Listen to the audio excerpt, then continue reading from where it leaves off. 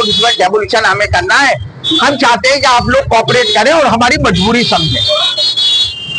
तो उन्होंने कल हमें क्लियर बता दिया था कि हम 1-2 दिन में ये डेमोलिशन करने जा रहे हैं। कल 4:30 बजे उन्होंने डीसीपी ने और डायरेक्टर डीडीए ने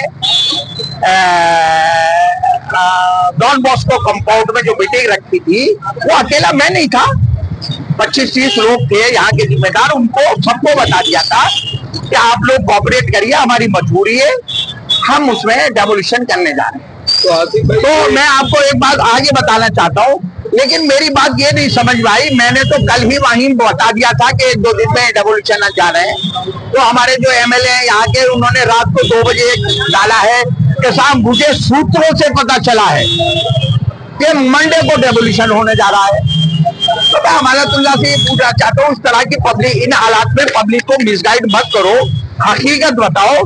कल डीसीपी ने मुझे भी, तुम्हें भी, शुएब दानिश को भी, नाजिया दानिश को भी और काफी आरडब्ल्यूएस के लोगों को 2 टूक बताया कि हम डेमोलिशन करने जा रहे हैं।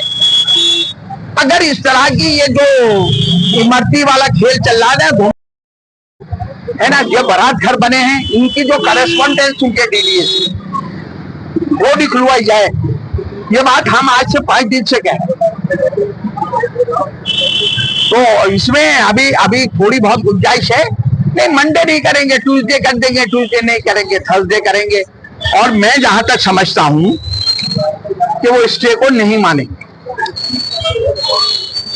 कोर्ट के ऑर्डर को भी स्टे को नहीं। आप समझे नहीं बात। मैंने जो आप लड़ाई देख रहे हैं ना ईरान की और इजराइल की, वो सारा खेल सैटेलाइट का है। कौन आदमी किस कमरे में बैठा हुआ, सैटेलाइट वो भी बता रहा 2000 किलोमीटर पे, उसके जरिए मार रहे हैं। तो उसी सैटेलाइट से ये मैपिंग हुई है कि ये मकान आता है, उसमें ये मकान नहीं आता, ये आता है, ये नहीं आता। ये उस सैटेलाइट मैप जिसे कहते हैं टीएसएम मेथड से ये मैपिंग होगी। उस मैपिंग को कोई चैलेंज नहीं कर सकता। आप वक्ती तौर से डॉक्यूमेंट लेकर चले जाइए और आपको मिल जाएगा। लेकिन जब अभी डीडीए नहीं गया ना, डीडीए पार्टी बना, जब डीडीए उस डेट पे जाएगा तो डीडीए जब मैपिंग दिखाएगा अपनी कि साहब हमने सैटेलाइट से ये मैपिंग करी है, मुद्दा ये नहीं होना चाहिए मेरा मकान उसमें आ रहा है या नहीं। मुद्दा ये है कि अगर ये वाटर बॉडी है तो डीडीए ने इसे एक्वायर कैसे किया, डीडीए ने इसमें कैसे कब्जा करा, डीडीए ने नाले को एमसीडी को कैसे हैंडओवर करा बारात घर बनाने के लिए। अगर ये नाला था तो दिल्ली सरकार को डिस्पेंसरी बनाने की परमिशन डीडीए ने कैसे दी? तो फिर तो डिस्पेंसरी भी टूटती है, नाला भी टूटता है, दोनों बारात घर भी टूटते हैं। इन जिन मुद्दों पे हमें बात करनी है, हमें उन मुद्दों पे बात करनी चाहिए। लेकिन सनसनी पैदा करके कि लोग मीडिया यहां आते, कोई बोलना मत मीडिया से, कोई इंटरव्यू मत देना। कल वहां पर भी यही हो रहा था कि बस मैं ही बोलूं, मैं ही ऑथराइज हूं बोलने का, है ना। तो क्या आप हमारे जो भी वकील यहाँ ड्यूटी हुए हैं, क्या उनको आप अपने डॉक्यूमेंट देना चाहेंगे? मैं तो चाहता हूँ हमारे बैठे वो वकील बैठे, मैं बैठूं, शुएब दानिश बैठे और परवेज हाशमी साहब, जो भी ये कहे कि मेरे पास फला डॉक्यूमेंट्स मैं दे सकता हूं और ये मेरे पास जानकारी, जो मैंने उस दिन भी जानकारियां दी, थोड़ी बहुत इन्होंने उसी जानकारी के आधार लिए। लेकिन अब मैं नई जानकारियां दे रहा हूं, ये दे रहा हूं कि ये दोनों बारात घर और ये डिस्पेंसरी ये 279 पे बनी हुई है। 6000 गज आपको तोड़नी है, 2500 गज। 6000 गज पे तुमने डीडीए ने बाकायदा लिखत में परमिशन दी है कॉर्पोरेशन को कि आप इसमें बारात घर बना लो। मैं काउंसलर था इसलिए मैं कह रहा हूं ना।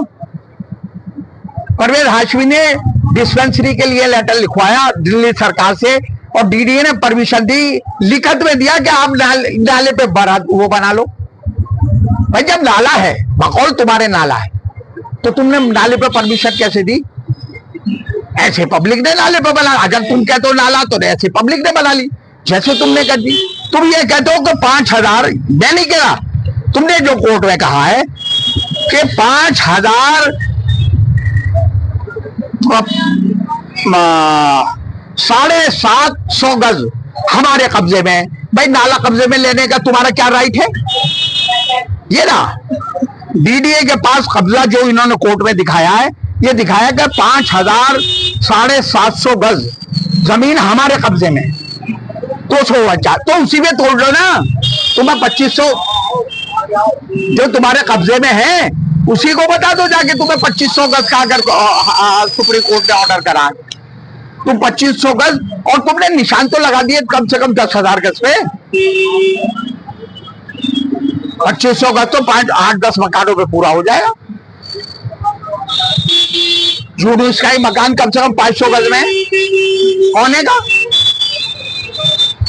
8-10 मकानों पे 2500 हो जाएगा। तुम तो पहुंचो वहां। तो ये बातें हैं मेरी। मैं ये के डायरेक्टर ने किसी की बात नहीं सुनी। आप पूछ सकते हैं, वहां जो लोग थे, महमूद भी थे, उनसे भी पूछ सकते हैं। अगर उन्होंने सुनी तो वाहिद मेरी सुनी, क्योंकि मैंने फैक्चुअल बात करी, डॉक्यूमेंट्री बात करी। मैंने कहा कि हम जानते हैं कि पुलिस को कोई फायदा नहीं है डेमोलिशन करके। हम जानते हैं कि डीडीए भी इतना बड़ा पंगा नहीं लेना चाहती, लेकिन हम ये भी जानते हैं कि भाई पुलिस और डीडीए जो है सुप्रीम कोर्ट के ऑर्डर का भी वायलेशन नहीं कर सकती। हम ये बात कहना चाहते हैं, हमने वो डॉक्यूमेंट तमाम दिखाए कि आप जब तक हमारी सुप्रीम कोर्ट में रेगुलर बेंच में हमारा जो सुनवाई हो, तब तक उसको डिले किया जा सकता है। और डिले के हमने ग्राउंड बताए कि इन ग्राउंड्स पे इसको हम अभी 1 महीने खींच सकते हैं, क्योंकि इतना बड़ा रकबा है। आप तोड़ेंगे तो 10,000 डंपर को मलबा निकलेगा। आप कैसे ढोएंगे उन गलियों में से? आप किसी बिल्डिंग को गिराएंगे, वो दूसरी की बिल्डिंग पे गिरेगी जाके।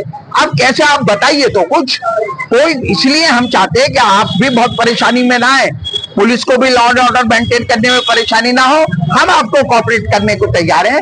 हमने उन्हें बताया तमाम डॉक्यूमेंट, उन्होंने माना कि आप जो बात बता रहे हैं हमें वो बिल्कुल सही है। हमने कहा कि अभी तक जो खेल चल रहा है वो जो है, वो जो 1985 का सुप्रीम कोर्ट का ऑर्डर है, वो ऑर्डर डायरेक्ट हम पे इम्प्लीमेंट नहीं होता है। 1985 का ऑर्डर जिसके तहत हमें तोड़ा जा रहा है, उसमें ना तो बटला हाउस का नाम है, ना मुरादी रोड का नाम है, ना 279 खसरे का नाम है, ना ओखला का नाम है। कोई जनरल ऑर्डर है पूरी दिल्ली के लिए। वो यह ऑर्डर है कि जितनी वाटर बॉडीज हैं उनको डीडीए खाली करवाए। जैसे तालाब, दिल्ली में जितने भी तालाब हैं सबकी बात करी है कोर्ट ने, जितने भी कुएं हैं और जितने भी कुदरती नाले हैं उनको खाली करवाया जाए, ये ऑर्डर है ना।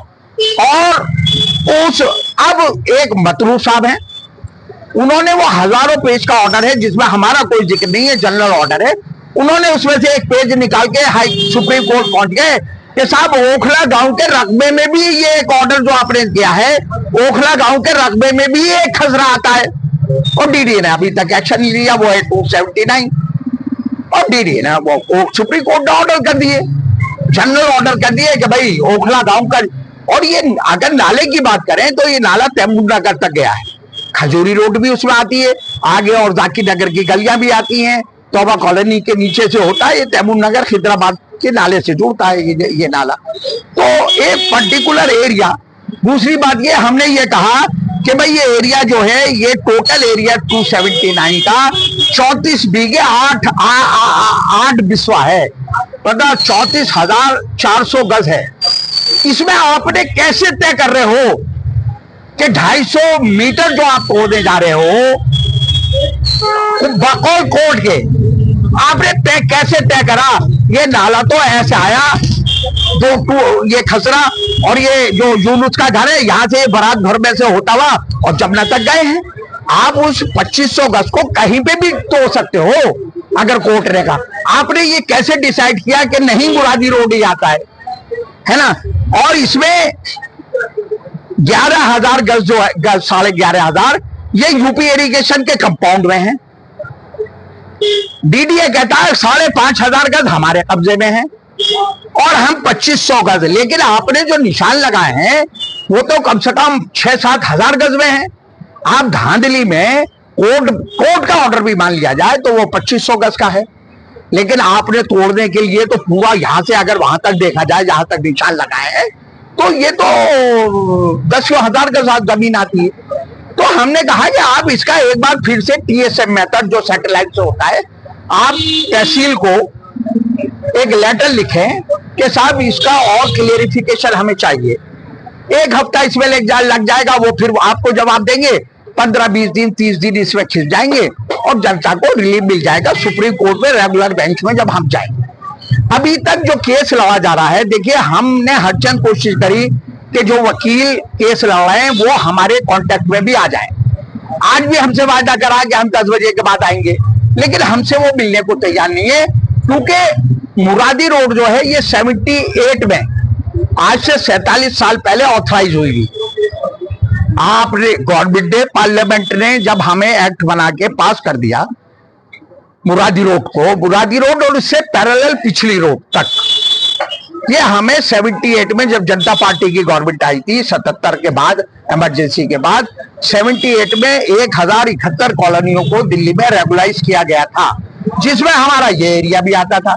शाहीन बाग अबुल फजल नहीं आता उसमें पटला हाउस का मुरादी रोड से पीछे रोड तक और जाकिर नगर और कुछ जोगाबाई का हिस्सा, कुछ सबका ये आता है। हमने कहा कि और आप नक्शा जो है कोर्ट में अनऑथराइज का लगा रहे हो, कोर्ट में ये नक्शा लगाया है भाई। आप इसमें कह रहे हैं कि मुरादी रोड तो दिखाई नहीं दे रही, भाई अनऑथराइज के नक्शे में मुरादी रोड कैसे दिखाई दे जाएगी? इसका सर्टिफिकेट भी है हमारा, ये 1424 नंबर अनऑथराइज कॉलोनी का वो है जो प्रोविजनल सर्टिफिकेट सोनिया गांधी ने बांटे थे 2008 में, वो इसमें बांटे थे। आप केस लो अनऑथराइज पे और डेमोलिशन आप कर रहे हो ऑथराइज एरिया में। तो जब तक क्लेरिफिकेशन, मैंने डीसीपी ने मेरी हर बात को बहुत इंपॉर्टेंस दी, बाकायदा डायरी में नोट करी और उसने कहा कि हम इस पर आपसे बात करेंगे। तो मेरा ये कहने का मतलब है कि आप बक्तम लिक्तम के आगे बक्तम नहीं चलता है। जब आप कोर्ट ने ऑर्डर किया है तो कोर्ट के जरिए ही, कानूनी जरिए से ही इसको बचाया जाए। अगर अभी कोई 283, 284 या 279/24, 279 फला ऑब्लिक है ना, ऐसे करके, लेकिन अगर आप हकीकत में नहीं जाएंगे तो ये स्टे भी बहुत ज्यादा चल नहीं पाएंगे, क्योंकि जब डीडीए वहां पर सैटेलाइट का मैपिंग दिखाएगी उसे कोर्ट 100% एक्सेप्ट करेगा। कोर्ट नहीं कह सकता कि डीडीए से कि आप सैटेलाइट से गलत नक्शा बना के लाए। इसलिए हम चाहते हैं कि जो हकीकत है उसको मद्देनजर रखते ही हमें तैयारी करनी चाहिए, लेकिन जानकारी किसी को नहीं है, वकील सारे बताए। क्या आपने ऑफर दिया था मुलाकात करने के लिए अमानत साहब? मैंने परसों 4 दिन पहले, अभी मैं यहाँ आया था वेडनेसडे को अमानत भी दूर खड़े हुए थे, वहां लोगों ने कहा तो बोले हाँ मैं तैयार हूँ। तो ये सभा साहब रहते हैं ऊपर, यही सामने बावर्ची के ऊपर, सभा साहब से को मैंने फोन किया, सभा इसरार साहब को, कि आप अमानत को फोन करिए और हम सब लोग एक जगह बैठ जाते हैं थर्सडे को। क्या अब टाइम नहीं है? थर्सडे फ्राइडे है हमारे पास, फिर सैटरडे संडे छुट्टी पड़ जाएगी, है ना। तो इन्होंने पहले 11 बजे किया, फिर 12 बजे किया, नहीं उठाया, फिर उन्होंने 1 बजे उठाया अमानतुल्लाह ने, और उन्होंने कहा कि भाई मैं नहीं बैठूंगा। सब मना कर दिया। उन्होंने कहा मैं वकीलों के पास हूँ, मैं तैयारी करवा रहा हूँ, मैं ये कर रहा हूँ, मैं वो कर रहा हूँ और मेरे पास इतना टाइम नहीं है। और ये बात अगर मैं गलत कह रहा हूँ तो सभा इसरार साहब जो है, मैं अभी बुला लेता हूँ, वो आपको इंटरव्यू में बता सकते हैं कि वो मेरे साथ बैठने को तैयार है। मैं ये चाहता हूं कि सारे लोग, जिम्मेदार लोग, आरडब्ल्यूएस के लोग जो चुने हुए हैं या रहे हैं, सबको बिठा के अच्छे वकीलों से कंसल्टेशन करना चाहिए, क्योंकि यहाँ ऐसा हो रहा है कि मरते हुए के गांव की मिसाल है ना, तो कोई मर रहा है उसके 2 लाते और मार दो, मतलब इनके फ्लैट टूट रहे हैं, इनसे 1.5, 2 लाख रुपए, 1 लाख रुपए और ले लो। सलमान खुर्शीद साहब खड़े हुए, सलमान खुर्शीद साहब ने 1 पैसा नहीं लिया उस दिन कोर्ट के अंदर। 1 रुपया भी सलमान साहब ने नहीं लिया। ऐसे बहुत से वकील हैं, जब उन्हें बताया जाएगा कि भाई ये ऐसे मसले हैं, वो हमारे लिए फ्री ऑफ कॉस्ट भी खड़े हो सकते हैं।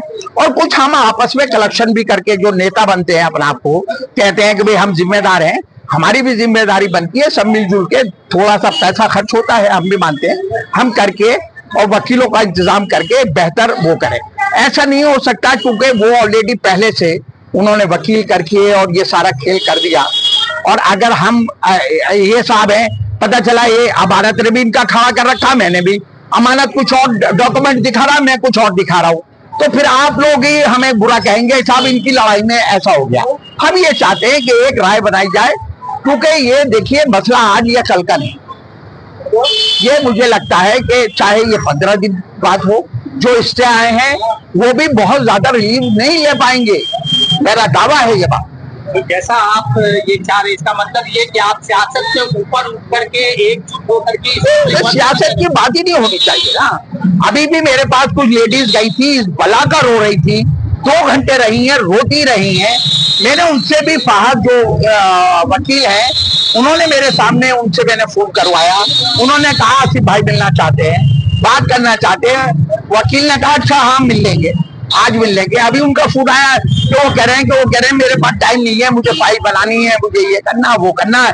अच्छा मैं रात को फूड देखूंगा कि मैं आऊं या नहीं आऊं, मेरे पास टाइम है या नहीं है ना। तो मेरा कहने का मतलब ये है, ये कोई किसी को वही नहीं आ रही है कि हमें सूत्रों से पता चला है। सीधा सीधा डीसीपी, एडिशनल डीसीपी, एसीपी और डीडीए ने बताया है। कल मैं भी मीटिंग में था, अमानत भी थे, तो अमानत को ये इंटरव्यू देना चाहिए था। मुझसे डीसीपी ने कहा है कि हम मंडे ट्यूसडे में तोड़ेंगे। मुझे सूत्र, क्योंकि सनसनी पैदा करो, फिर मीडिया जाए अमानत के पास, वो मीडिया के हीरो बने, उनसे पूछे आपको कहां से पता चला। अरे सबको, सारे लोग बैठे थे, डीसीपी ने बताया, हमने तो कल ही मीडिया को बता दिया था कि भाई ये इनका प्रोग्राम बन रहा है कि वो मंडे ट्यूसडे में कोशिश करेंगे, एक बार तोड़ देंगे। लेकिन हमने उनसे रिक्वेस्ट करी है, हमने कहा कि कोई बीच का रास्ता निकालो जिससे ये केस डिले हो जाए। तो मेरा यही मकसद है कि इसमें कोई सियासत ना करके लोगों को रिलीफ दे दी की बात करी जाए, सब लोग एक प्लेटफॉर्म पर आ जाएं, है ना। क्योंकि यहाँ पर क्रेडिट ले जाने की लड़ाई लड़ी जा रही है, इसमें क्रेडिट किसी को नहीं मिलना है। बुराई मिल सकती है, क्रेडिट नहीं मिलेगा। गलत फहमी में कोई ना रहे कि मैं हीरो बन जाऊं, इसमें हीरो बनने की बात नहीं है। किसी को भी आज की तारीख में 50 गज जगह खरीदनी भारी है, वो खरीद, मुझ जैसा आदमी भी 50 गज जमीन नहीं, 3-3, 4-4 लाख रुपए का जमीन हो रही है, 50 गज भी 1.5-2 करोड़ रुपए की जगह है। इन्होंने पूरी जिंदगी कमा के फ्लैट छोटे छोटे खरीदे हैं, इनके टूट जाएंगे इस सियासत के अंदर।